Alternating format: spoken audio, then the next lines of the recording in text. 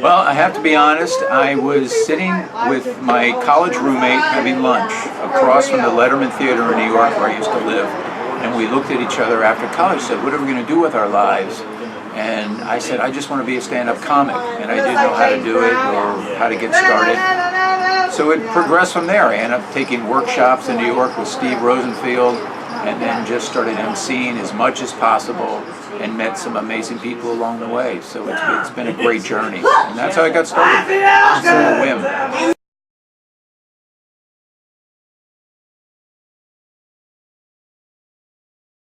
And when I think about it, my heart still comes out of my chest. It was at the original Improv on 44th and 9th in New York City. And I remember the 5-minute set I did. I thought 5 minutes was an eternity. And it was the greatest experience of my life. I came off stage with such a natural high of making people laugh and feeling good. It was awesome. It was beyond description.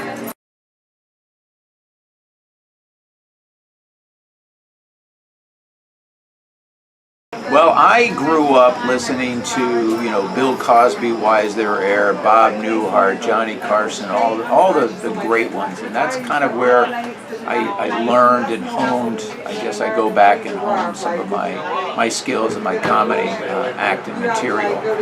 Some of the guys I work with now, I've had the pleasure of opening for Brian Regan and Jim Gaffigan, Jake Johansson, Lily Tomlin, one of the legendary comics, Elaine Boozer. So I enjoy working with those people because they have that wonderful experience. But I go back to the old school where I learned and watched the old. We listened to albums, comedy albums. George Carlin, they got me inspired.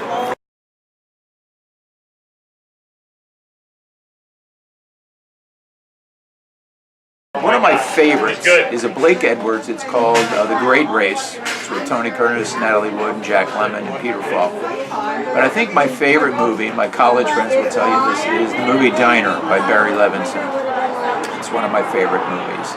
So sitcoms, they vary. They're all over the place. They come and they go. But I always thought, Everyone Loves Raymond. I thought Seinfeld was a classic, just the way it was written and performed. And Curb Your Enthusiasm Now is one of the legendary shows, so I enjoy that too. I haven't seen too many sketch shows, to be honest with you. I studied sketch comedy and improv, but I haven't watched too many of the shows out there right now.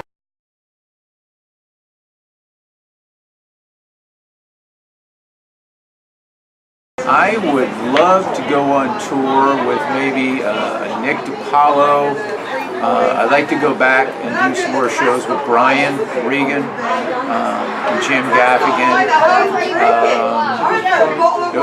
Those guys. Ralphie May, R.I.P. Ralphie. You were a great guy. I've worked with Ralphie. He was a lot of fun to work with. So I think those guys, because their comedy is kind of like my style, and kind of energetic and fun, and nobody ever gets hurt in my comedy.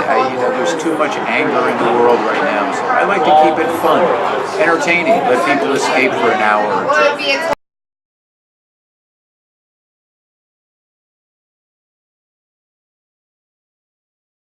Definitely Carson.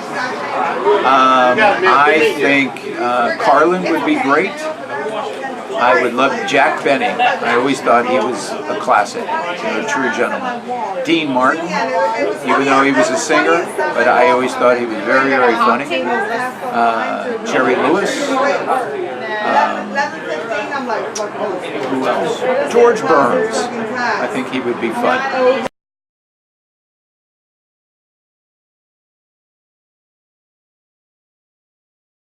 I probably would go more towards the acting, and besides, combine that with the comedy.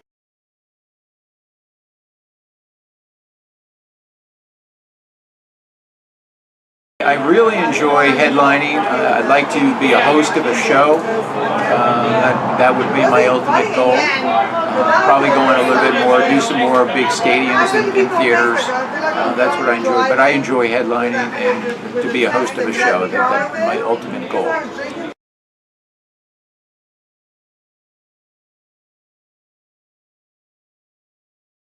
My website is Johnny Mac Comedy, JOHNNYMAC comedy.com.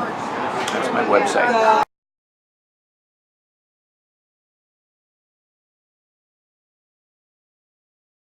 I want people to escape.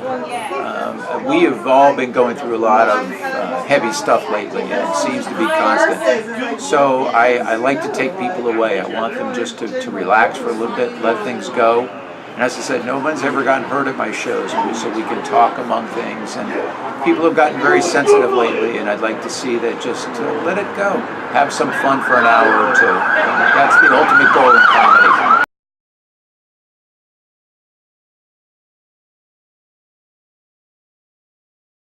Johnny Mac, I'd love to see you on cutiepie.com.